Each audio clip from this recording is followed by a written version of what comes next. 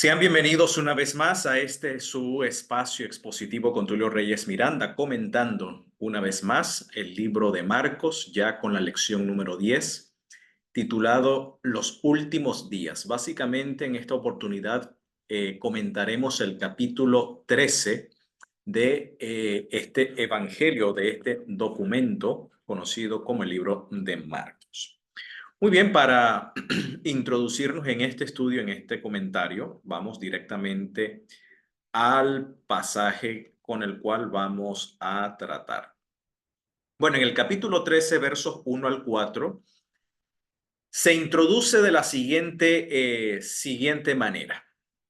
Bueno, este es un capítulo donde el maestro va a descorrer el velo sobre los eventos subsiguientes o a los eventos posteriores luego de su predicha muerte y resurrección que él mismo se encargó ya de predecir, y él comienza a descorrer el velo hacia el futuro.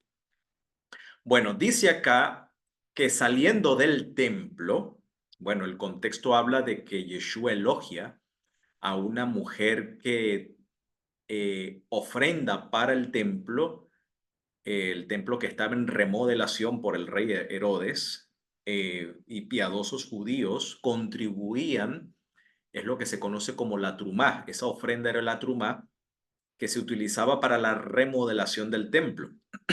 Estaba todavía en proceso de remodelación el templo, aunque estaba construido, pero Herodes le estaba haciendo ciertos detalles y estas ofrendas tenían ese objetivo. Y esta mujer dona de todo su sustento para contribuir a la reconstrucción o a la remodelación, mejor dicho, del templo. Luego de eso, dice, sale del templo. Le dice uno de sus discípulos, maestro, mira qué piedras y qué edificios. Obviamente el templo estaba construido a base de mármol, que bajo la luz del amanecer, el resplandor del amanecer, los rayos solares daban un esplendor, le brindaba una gloria a la semejanza de oro, ¿ok? Pareciera que el templo estuviese bañado en oro. Un espectáculo, de hecho, era considerado el templo en ese entonces una de las 7 maravillas del mundo. Entonces los discípulos se sorprenden, orgullecidos pues de tamaña arquitectura. Mira qué piedras y qué edificios. Y Yeshua aprovecha la ocasión para predecir la caída y la destrucción de este templo. Dice, ¿ves estos grandes edificios? O sea, te asombras por estos eminentes edificios, por estas eminentes construcciones, por todos estos detalles estéticos de la arquitectura. ¿Se asombran por ello? Bueno, les digo de ahora en adelante que no quedará piedra sobre piedra que no sea derribada. Esa respuesta toma por sorpresa a los discípulos. O sea, ellos no se imaginaban que el templo sería destruido en el futuro. Bueno, según el relato, ¿no? Y sentándose en el monte de las olivas, delante del templo, es decir, frente al templo, con mirada al templo, Kefas, Jacob y Johanán y Andrés le preguntan aparte. Le preguntan aparte. Mire la pregunta. Dinos, ¿cuándo serán estas cosas? Es decir, el contexto está hablando de la destrucción del templo. Ok, esa es la pregunta de los discípulos, tiene que ver con la predicción que el maestro les hace referente al templo. Ese es el contexto de la pregunta. Dinos, ¿cuándo serán estas cosas? ¿Y qué señal habrá cuando estas cosas han de cumplirse? Aquí el tema de la venida del Señor no es el tema de Marcos. Eso aparece en Mateo. Dicho sea de paso, cuando los discípulos, según la versión de Mateo, pregunta ¿qué señal habrá de tu venida y del fin de esta edad presente? No aparece, dicho sea de paso, en todos los manuscritos griegos. Es decir, esa pregunta está omitida en muchos manuscritos griegos, quizás no la mayoría, pero ya eso nos dice que esta pregunta no sabemos si realmente los discípulos hicieron esta pregunta o no, porque aquí en Marcos el tema de la parusía o el tema de la venida no es el tema la pregunta no gira en torno a la venida, sino al templo. Claramente lo dice Marcos. Ahora, esto es interesante porque de los sinópticos, por ejemplo, Lucas, fíjense, si uno lee a Lucas, dice lo siguiente, y le preguntaron diciendo, maestro, ¿cuándo será esto? ¿Ok? Esto es Lucas, la versión lucana. Bueno, el contexto está hablando de que, o sea, el contexto en Lucas de qué está hablando. Estas cosas que veis, días vendrán que no quedará piedra sobre piedra que no sea derribada. El tema aquí es la caída del templo, del segundo templo en Jerusalén. Y luego dice Lucas, según la narrativa de Lucas, y le preguntaron diciendo, maestro, ¿cuándo será esto? ¿Cuándo? O sea, esto, ¿de qué está hablando? De la destrucción del templo. Dice, ¿y qué señal habrá cuando estas cosas hayan de comenzar a ser hechas? En Lucas y en Marcos, o sea, tanto en Lucas como en Marcos, la señal que los discípulos preguntan tiene que ver con la destrucción del templo. El tema de la venida no es el tema en cuestión aquí. O sea, quiero aclarar, no es que la venida no se mencione en los evangelios, sino que la pregunta de los discípulos puntualmente tiene que ver es con la destrucción del templo y no con la venida. Ahora, en Mateo sí se pregunta el tema de la venida, sin embargo, de toda la cantidad de manuscritos que tenemos sobre el evangelio según Mateo, esta pregunta está omitida en muchos documentos. Ya me estoy metiendo en temas de crítica textual que, bueno, para los teólogos que quieren defender o hacer apología, a veces no les gusta meterse en ese tipo de temas, pero está omitido. Y la evidencia nos muestra, por mayoría de los sinópticos, tanto en Marcos como en Lucas, ¿ok? Por fuerza mayoritaria, vemos que la pregunta de la señal que ellos preguntan es en relación a la destrucción del templo, no en la venida. ¿Ok? Aunque aquí en Mateo se menciona, pero lo menciona algunos manuscritos, no todos los manuscritos está presente este pasaje. Entonces, en Mateo dice, ¿cuándo serán estas cosas? Dinos, ¿cuándo serán estas cosas? ¿Estas cosas con referente a qué? A que no dejará aquí piedra sobre piedra que no sea destruida. ¿Ok? Entonces, ¿cuándo serán estas cosas? Es decir, ¿cuándo va a ser estos eventos relacionados a la destrucción del templo? ¿Y qué señal habrá de tu venida, de tu parusía? Que dicho sea de paso, parusía no es venida. Parusía es el arribo, la llegada, más bien es la presencia física y corporal que se utilizaba cuando el emperador o un rey visitaba una comarca y cuando el rey se hacía presente, a eso es lo que se llama parusía, es decir, la llegada o la presencia. Si se quiere hablar de la venida, hay un término griego específico que es la palabra erhomai. Y erhomai no está empleada acá, que esa palabra sí significa venida. ¿Ok? Cuando se habla de la venida, en el griego es erhomai, pero aquí la palabra es parusía, que es la presencia o la llegada. Pero la llegada no es que está ahí en camino de venir, no, la llegada es que ya está presente.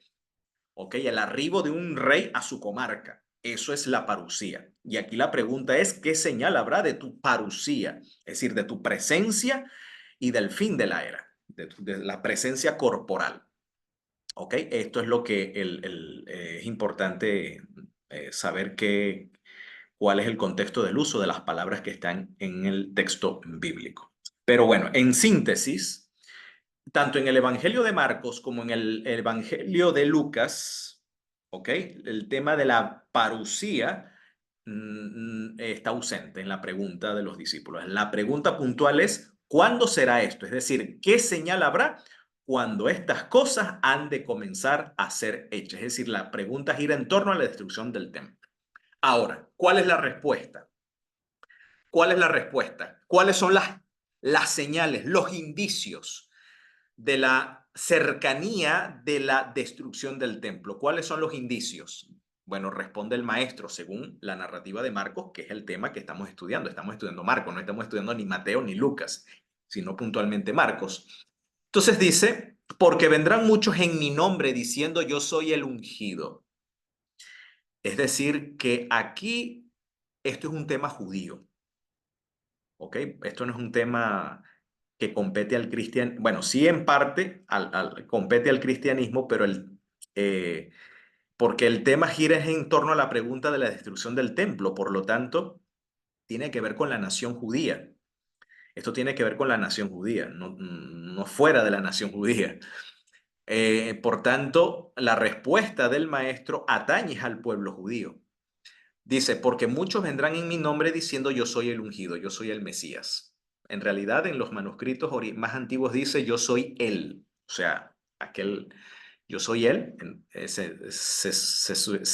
entiende que se refiere al Mesías. Y engañarán a muchos. ¿A muchos quiénes? A muchos del pueblo judío. No está hablando a los gentiles, al pueblo judío, a la nación judía. Mas cuando oyeren de guerras y de rumores de guerra, no os turbéis, porque conviene hacerse así, mas aún no será el fin, el telos, porque se levantará nación contra nación y reino contra reino, y habrá terremotos en muchos lugares, habrá hambres y alborotos, principios de dolores serán estos. Bueno, estas señales, de acuerdo a la pregunta, en contexto, no tiene que ver con las señales de la venida, sino de la destrucción del templo. Si queremos ser respetuosos con el texto bíblico, tenemos que admitir, ¿ok?, que aquí el tema es la destrucción del templo, ¿ok? No es el tema de la parusía. El tema aquí es la destrucción del templo, por lo tanto, estas señales giran en torno a la destrucción del templo. No gira en torno a la parusía o a la venida como en Occidente tradicionalmente se le da la interpretación, ¿ok? Si queremos ser respetuosos del texto, desechemos la tradición y ajustémonos al texto o sea, ajustémonos al texto bíblico, ¿ok? Seamos respetuosos del texto, ¿ok? Dejemos a un lado los prejuicios y las teologías preconcebidas y las tradiciones. Ciñámonos al texto, ¿ok? El texto, estas señales están hablando en torno a la pregunta acá, donde la parucía en Marcos está ausente. No es el tema, ¿ok? No es el tema. Ahora bien, este tema de principio de dolores, ya esta temática ya se manejaba en la teología rabínica de la época. Los judíos, ¿ok? Por ejemplo, cito el comentario bíblico adventista en el tomo 5, que comenta precisamente esta sección de Marcos, dice, o de Mateo, literalmente, dice, los judíos empleaban un término llamado Heblosh el Mashiach en hebreo y en arameo Heble di Mashiach, o perdón, Dible di Meshiach, que se traduce literalmente dolor de parto del Mesías. ¿Qué tiene que ver estos dolores de parto del Mesías? O sea, ¿cuál era la concepción teológica rabínica de aquella época? ¿Cuál es el tecnicismo de esta expresión? Esto describe no los sufrimientos del Mesías mismo, sino las calamidades en medio de las cuales surgirá la era mesiánica. Es decir, que la era mesiánica surge en medio de calamidades dentro de la nación judía. Está hablando de la nación judía, ¿ok? Surge la era mesiánica. Esta expresión aparece por primera vez, y esto lo dice el comentario bíblico adventista, o sea, esto lo menciona la teología occidental, recoge esta tradición judía. Esta expresión aparece por primera vez en una declaración del rabino Eliezer en torno al año 90 después de Cristo. Es decir, está citando el Midrash Melquitá, el tratado, el Perec 59, folio A, ¿ok? En comentario al Éxodo 16, 29. Así que este concepto, los principios de dolores, está haciendo referencia al tecnicismo judío, a los dolores del parto del Mesías, que tiene que ver que la era mesiánica tendrá su lugar o se hará presente en medio de calamidades dentro del pueblo. Ahora, en el cuarto libro de Esdras, en el capítulo 9, verso 3, literatura obviamente extrabíblica, apócrifa como occidentalmente se le llama, pero es parte de la tradición judía, se habla, por ejemplo, del día del Señor con las siguientes descripciones. Dice, al día del Señor, ¿ok? Al día del Señor precedería un tiempo de guerras. Declara que antes del día del Señor habrá sacudida de lugares. Esto lo menciona el cuarto libro de Esdras, en referencia al día del Señor, que ya vamos a ver a qué se refiere el tema el día del Señor. Dice, tumulto de pueblos, maquinaciones de naciones, noten confusión de gobiernos, intranquilidad de los príncipes. Y en el mismo libro, en el capítulo 13, verso 33, dice, y vendrá confusión de mente sobre los moradores de la tierra. Aquí está hablando de los gentiles. Y se hará el propósito de guerrear unos contra otros, ciudad contra ciudad, lugar contra lugar, pueblo contra pueblo y reino contra reino. Lo mismo que dice los sinópticos, Lucas, Marcos y Matillán, ¿ok? O Mateo. En los oráculos civilinos prevén que un rey captura a otro y se apodera de su tierra, y unas naciones arrasan a otras, y los potentados y gobernadores salen todos huyendo a otras tierras. Es decir, aquí hay guerras, es decir, guerras por conquista entre los gentiles, entre las naciones. Hay ese afán de conquista, de guerra, pleito por conquista de tierras. Y la tierra cambia de población y un imperio bárbaro arrasa Elas, que es Grecia, y esquilma de sus riquezas la rica tierra, y los hombres se encuentran frente a frente en lucha. En el segundo libro de Baruch tiene las mismas ideas, en el capítulo 48, verso 32, para que vea que estas señales que Jesús describe, que en los apócrifos apuntan al día del Señor, Yeshua usa esas mismas descripciones, pero la emplea para la caída del templo, o mejor dicho, del segundo templo. Dice segundo libro de Baruch, y se odiarán unos a otros, y se desafiarán unos a otros a la lucha. Y sucederá que el que consiga sobrevivir a la guerra morirá en el terremoto. O sea, lo suelta el chingo y la guerra sin nariz. Es decir, los que se salven de la guerra, los que sobrevivan a la guerra, vendrá otra calamidad y los destruye, el terremoto. Y al que se salve del terremoto le quemará el fuego. Y al que es decir, el fuego del calor abrasador. Y al que sobreviva al calor abrasador, a lo que aquí llama fuego, entonces le va a destruir el hambre. O sea, calamidad tras calamidad. Bueno, sobre estas señales del hambre, por ejemplo, en Hechos capítulo 11, verso 28, se menciona una hambruna.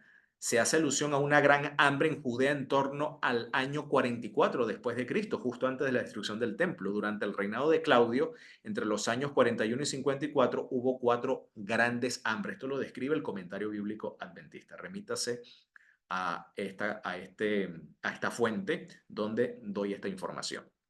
En cuanto a los terremotos, según el comentario bíblico adventista, registra que hubo una serie de fuertes terremotos entre el año 31 y el año 70. Los peores ocurrieron en Creta entre el 46 y 47, en Roma en el año 51, en Frigia en el año 60. Y, oye, discúlpenme aquí que no logro ver. Bueno, hubo otro, no logro ver el lugar específico y el año, donde también se menciona fuertes huracanes y tormenta en el año 65, ¿ok?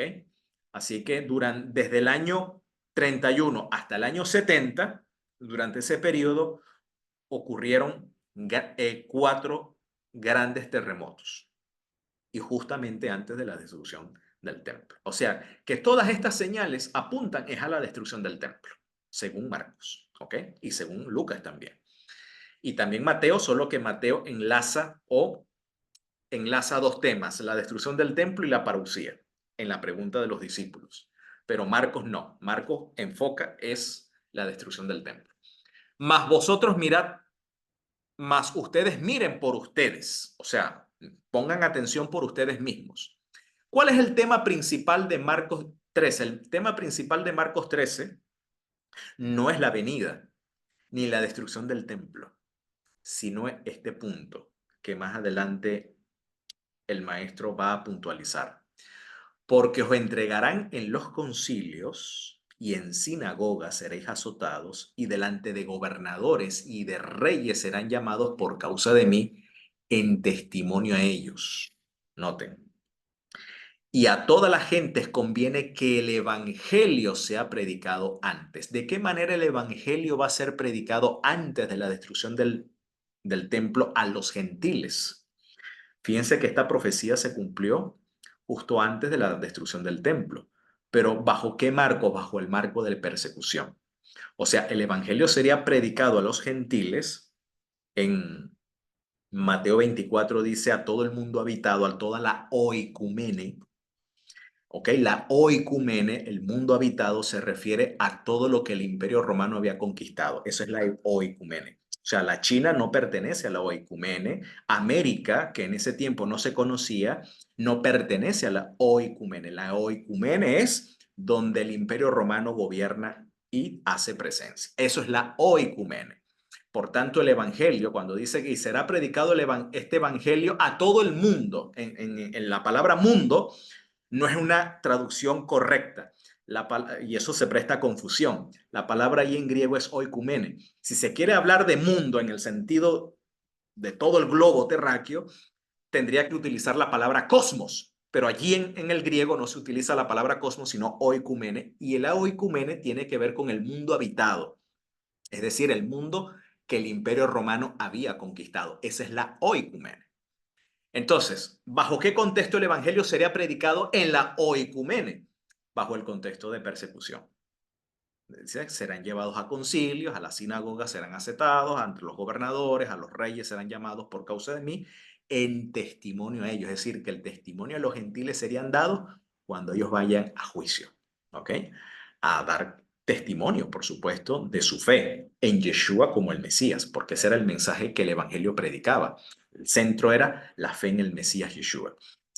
Y cuando os trajeren para entregaros, no premeditéis qué habéis de decir, ni lo penséis, mas lo que os fuere dado en aquella hora, eso hablen, porque ustedes no son los que van a hablar, sino la Ruach HaKodesh, sino la brisa de santidad o el Espíritu Santo. ¿Ok? Y entregarán a la muerte al hermano, el hermano al hermano y el padre al hijo, y se levantarán los hijos contra los contra los padres y los matarán. Y seréis aborrecidos de todos por mi nombre, mas el que resista hasta el fin, resistir hasta el fin, aquí el fin tiene que ver con la destrucción del templo. Ese es el fin. Mas el que resista hasta el fin, es decir, resistiendo a las persecuciones, dando testimonio de la fe de que Yeshua es el Mesías, como dice el apóstol Pablo, esta es la palabra de fe que predicamos, que si confesares con tu boca que Yeshua es el Adón, es el Señor, es el Kyrios, llamar a un rey judío, a un judío Kyrios, en el Imperio Romano eso era un delito de Estado, porque el único Kyrios era el César, era el emperador. O sea, era una blasfemia para el Imperio Romano y era algo ilícito llamar a otra persona que no fuese el emperador. Ya eso era una sospecha o prácticamente una declaración de sublevación contra el Imperio Romano. Por eso que los discípulos de Yeshua eran perseguidos.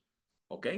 Por un lado, por los judíos, porque no reconocían a Yeshua como Mesías, y por otro lado, ok, bueno, gran parte de los judíos, o una parte de los judíos, porque obviamente hubo otros que sí creyeron, una parte de los judíos que negaban la fe en Yeshua como Mesías, y por otro lado, el Imperio Romano, pues que al único que conocía como el Kyrios, como el Señor, era al emperador, al César. Así que eso era interpretado como sublevación y por lo tanto, so pena de castigo, so pena de muerte. Entonces, aquí el maestro está dando la promesa que el que persevera, resista hasta el fin en este testimonio bajo persecución, este alcanzará la salvación de la catástrofe y de la calamidad que ha de sobrevenir sobre Jerusalén, en este caso sobre la destrucción del templo. Empero, cuando entonces vieren la abominación del asolamiento que fue dicha por el profeta Daniel, ya vamos a explicar qué es esa abominación del asolamiento, que fue dicha por el profeta Daniel, que estará donde no debe, y el que esté leyendo entienda, ¿ok? Hay que leer al profeta Daniel entonces, ya vamos para allá. Entonces los que estén en Judea huyan a los montes, ¿ok? Huir de Judea. En el siglo XXI eso no aplicaría a huir de Judea, ¿ok? O sea, si la advertencia es para los discípulos se sobreentiende que están en Judea. En el siglo XXI, tomar esta palabra y aplicarlas a nosotros no tiene sentido. Es para los que están en Judea, ¿ok? Por lo tanto, esto tiene que ver con el siglo I, con la destrucción del templo. Entonces los que estén en Judea huyan a los montes y el que está sobre el terrado no descienda a la casa ni entre para tomar algo de su casa y el que estuviera en el campo no vuelva atrás a tomar su capa. Mas hay de las preñadas y de las que criaren en aquellos días. ¿Ok? Esto tiene que ver en la nación judía. O sea, puntualizamos el contexto. Oren pues que no acontezca que vuestra huida sea en inviernos. Aquí el tema del Shabbat solamente lo emplea Mateo, Marcos no, omite el tema del Shabbat. Está omitido aquí en Marcos, sino en invierno. Porque aquellos días serán de aflicción, cual nunca fue desde el principio de la creación que creó Dios hasta este tiempo, ni será. Estas palabras del maestro hace eco de Daniel 12. ¿Ok? Es interesante que hay un eco aquí de Daniel 12. Porque Daniel cuando emplea estas mismas palabras lo hace en el contexto del tiempo de angustia. Y aquí Yeshua aplica este tiempo en el contexto de la destrucción del templo. ¿Ok? Si el Señor no hubiese acortado aquellos días, ninguna carne se salvaría, mas por causa de los escogidos que Él escogió, acortó aquellos días. Es decir, ¿qué días? Los días de aflicción. Entonces, ¿y cuándo será este día de aflicción? Cuando pudiéramos palpar la presencia de la abominación del asolamiento que fue predicha por el profeta Daniel. Bueno, esta abominación del asolamiento está mencionado en Daniel, bueno, también se menciona en Daniel 11 y en Daniel 8, pero puntualmente quiero mencionar aquí Daniel 9, que es mucho más claro.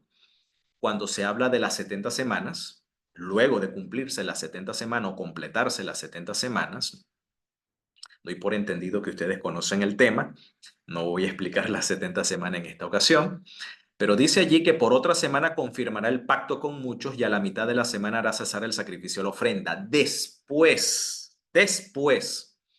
con la muchedumbre de las abominaciones, es decir, parece ser que el pueblo de Israel comete actos abominables que en consecuencia viene el desolador, vendrá el desolador hasta que venga la consumación. La consumación es el fin, hasta que venga el fin.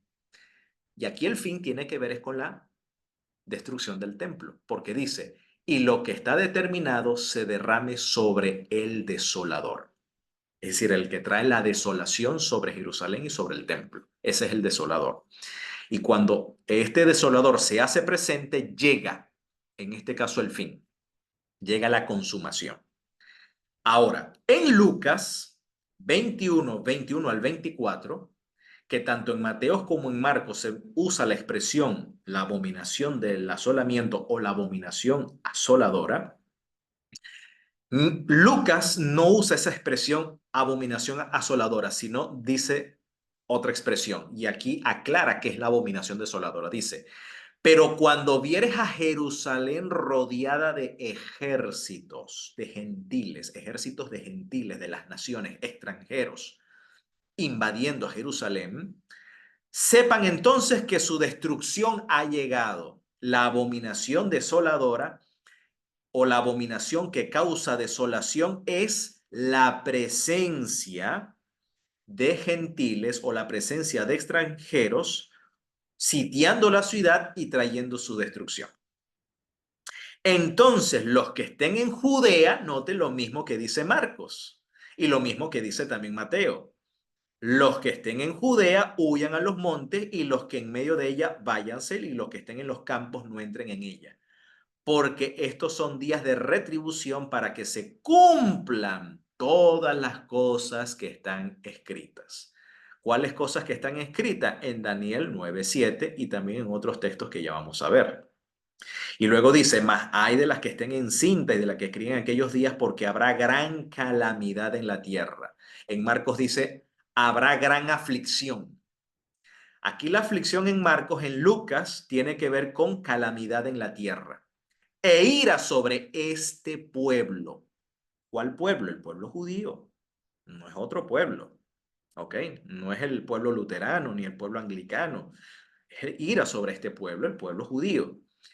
Y caerán a filo de espada y serán llevados cautivo a todas las naciones, la diáspora, expulsados de la tierra. Y Jerusalén será pisoteada por los gentiles. Esa es la abominación que trae la desolación. El pisoteo de Jerusalén por los gentiles hasta que el tiempo de los gentiles llegue a su colmo. ¿Ok? Hasta que el tiempo de los gentiles se cumpla. Muy bien. Entonces, de qué estamos hablando acá, aquí? Sobre estas cosas que están escritas que debían de cumplirse. Bueno, según Malaquías, en el capítulo 4, 5 al 6, y aquí vamos a entrar en tema de escatología judía, se cree que, bueno, el profeta Malaquías anuncia que previo al día del Señor vendrá Elías. Dice, aquí yo os envío al profeta Elías antes que venga el día del Señor grande y terrible. Ahora la pregunta es, ¿cuál es ese día del Señor grande y terrible? Que ya hace un rato habíamos mencionado. Bueno, dejemos que el mismo texto nos responda. No inventemos, ¿ok? Dejemos que el texto sea su propio expositor. Él hará volver el corazón de los padres hacia los hijos y el corazón de los hijos hacia los padres. Dice, no sea que yo venga, ¿quién? El Señor, y hiera la tierra. ¿Cuál tierra? No es el cosmos, no es el globo terráqueo. Está hablando de Eretz Israel, la tierra de Israel con maldición. O sea que el día del Señor tiene que ver con el juicio o con la venida del Señor en juicio sobre la tierra de Israel con maldición. Ahora, ¿cuál es esta maldición que habla aquí el profeta Malaquías? Esta es la maldición que habla la propia Torá. Ya esto estaba predicho en la propia Torá por Moisés. Lo que dice Daniel sencillamente es un pie de página a lo que la propia Torá ya había predicho. En Deuteronomio 28, dicho sea de paso, las bendiciones y maldiciones anunciadas en Deuteronomio 28 es una profecía compacta del periodo del Segundo Templo. Así lo enseña la tradición judía. ¿Ok? No tengo tiempo para dar detalles sobre el tema. ¿Ok? Pero el Deuteronomio 28 es una profecía compacta de la destrucción del Segundo Templo, mientras que Levíticos 26, donde también se mencionan las bendiciones y maldiciones, es una profecía compacta de la destrucción del primer templo.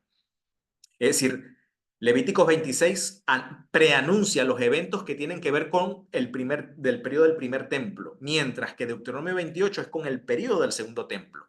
Lo interesante es que en Levíticos 26 se menciona el regreso, el retorno del pueblo de Israel a su tierra, pero en Deuteronomio 28 no hay retorno. Esto es interesante.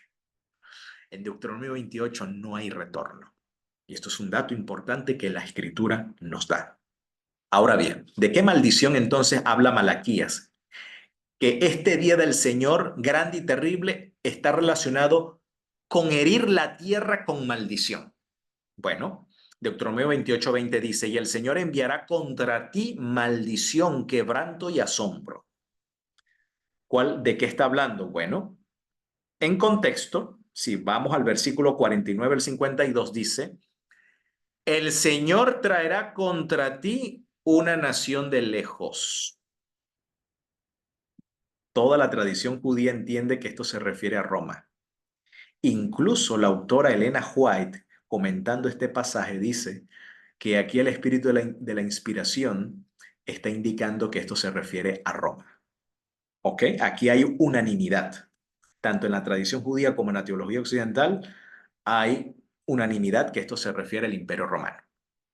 El Señor traerá contra ti una nación de lejos, del extremo de la tierra, que vuele como águila, nación cuya lengua no entiendes, porque obviamente se habla latín en Roma. Gente fiera de rostro, que no tendrá respeto al anciano ni perdonará al niño. Pondrá sitio a todas tus ciudades hasta que caigan tus muros altos y fortificados en que tú confías. En toda tu tierra sitiará, pues todas tus ciudades y toda la tierra que el Señor tu Dios te hubiere dado. Ya esto estaba predicho en la propia Torá, ¿ok? En Deuteronomio 28. Así que herir la tierra con maldición no es otra cosa que la abominación que trae la desolación. ¿Ok? Y que esta abominación que trae desolación no es otra cosa que Jerusalén y por ende el templo sería pisoteado por los gentiles hasta el tiempo en que el tiempo de los gentiles llegara a su colmo. ¿Ok? Eso es lo que es la abominación desoladora. Los gentiles que invaden la tierra de Israel, que invaden a Jerusalén y causan su destrucción. Y por supuesto la dispersión o la diáspora o el exilio de los hijos de Israel hacia o del pueblo judío en todas las naciones hasta el día de hoy. Hasta el día de hoy. ¿Por qué? Porque, bueno, luego porque luego se va a mencionar en aquellos días, después de aquella gran tribulación, o sea, después de esta diáspora, menciona otro evento, Marcos. ¿Ok? Siguiendo el principio de interpretación historicista, siguiendo la correlación histórica, entonces salta de la destrucción del templo, de la abominación desoladora, salta para aquellos días, después de aquella gran tribulación, después de aquellos eventos, o sea, más hacia el futuro. ¿Ok? Ahora, el tema central de Marcos 13 está aquí. Aquí está el iceberg o la punta del iceberg de todo el capítulo 13. El tema central del capítulo 13 es este. Entonces, si algunos dijeren, vuelve a insistir el Señor en este punto, miren, o sea, pongan atención. Aquí está el Mesías, aquí está el ungido. O miren, ahí está, no le crean. Porque se levantarán falsos mesías y falsos profetas y harán señales y prodigios para engañar si fuese posible aún a los escogidos. Mas ustedes miren con atención, os lo he dicho antes. ¿Ok? El tema de advertencia acá, no se dejen marear por levantamientos de falsos mesías. Dicho sea de paso, en la historia ocurrió de manera mucho más puntual luego de la destrucción del templo en el año 132 al 135 con el levantamiento de Bar Kokhba, el hijo de la estrella, fue declarado Mesías, ¿ok? Donde hubo una revuelta judía, pero fue diezmada pues por el Imperio Romano. Bueno, aquí están una de las advertencias. Entonces, estos falsos profetas pronuncian o declaran o proclaman a falsos mesías. Y dice allí el maestro, tengan cuidado con eso. O sea, esta es la señal que verdaderamente el maestro puntualiza en relación a la destrucción del templo. Y luego entonces descorre el velo hacia el futuro, diciendo, pero en aquellos días, después de aquella tribulación, que ya hemos mencionado, después de aquella tribulación, entonces el sol se oscurecerá, la luna no dará su resplandor, las estrellas caerán del cielo y las potencias que están en los cielos serán conmovidas. Entonces verán al Varenash, al Hijo del Hombre. Está haciendo eco a Daniel 7, que vendrá en nubes con gran poder y gloria. Bueno, esta venida en nubes con gran poder y gloria es lo que menciona Daniel 7:13, que he aquí viniendo en las nubes del cielo como un Barenash, al cual se le fue dado, que se acerca al Atik Yomin, al anciano de antigüedad, o al anciano de días, al cual se le da pues imperio, gloria, reino, y que todos los pueblos le han de, en este caso, de servir.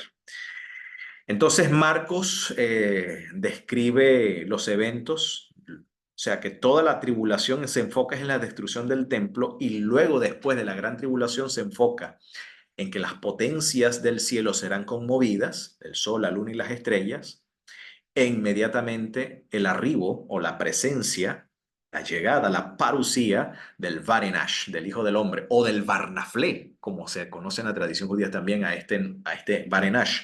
Se le llama el Varnaflé, el Hijo de la Nube, porque es el que viene en nubes, en las nubes de gloria, en las nubes de su Shejinah. ¿Ok?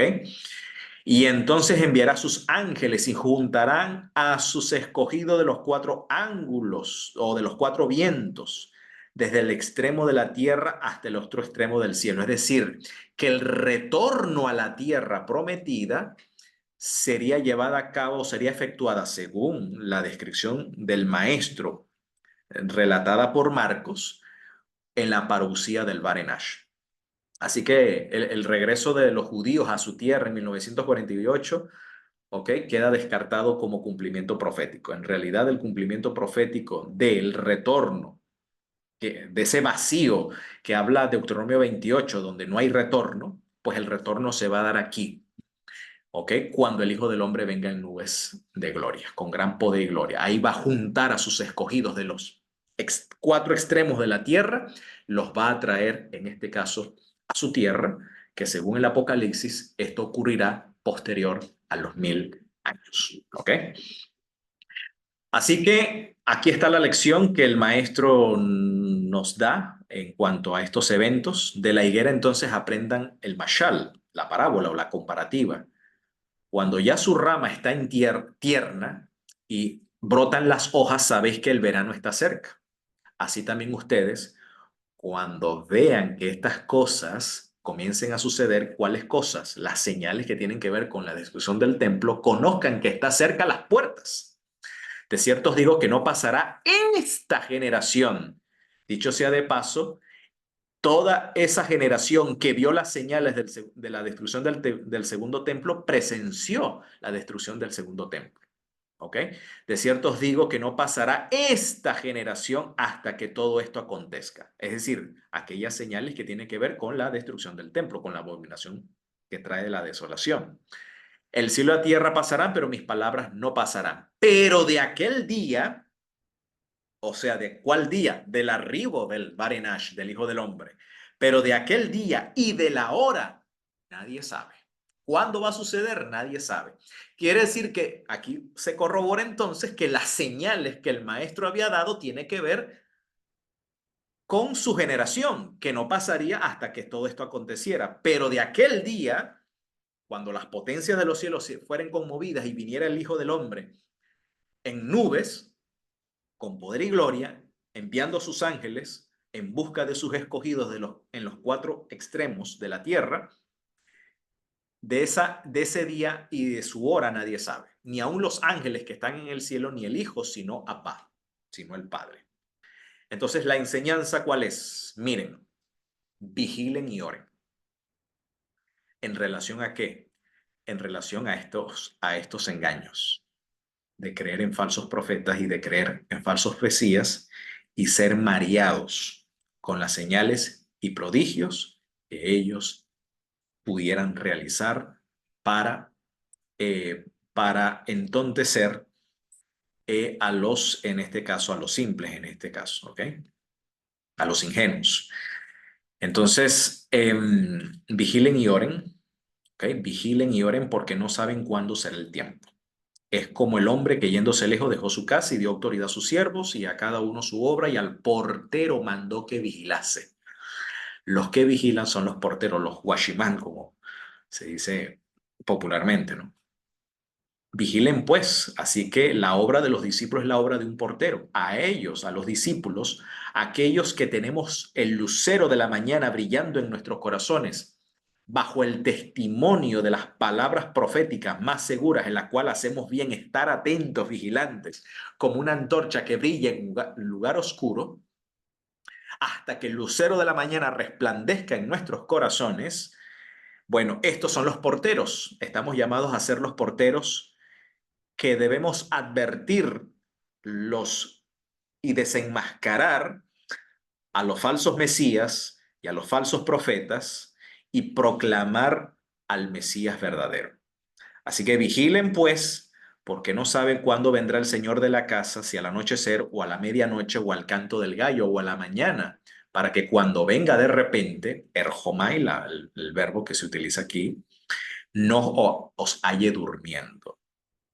Y lo que a ustedes digo, a todos los digo, vigilen. Manténganse en vigilia, atentos, ¿ok? Atentos en oración y atentos a los acontecimientos para que no sean mareados o engañados con estas declaraciones. Miren, aquí está el ungido, o miren allí. No le crean, ¿ok? Y mientras esto suceda, que en parte ya sucedió y que de seguro falsos profetas anunciarán señales todavía, eh, eh, digamos, proclamando a falsos mesías, quiera también el Eterno enviar pronto al verdadero Mesías, a Yeshua min Nazaret, que sea pronto y en nuestros días, y a ello digamos amén.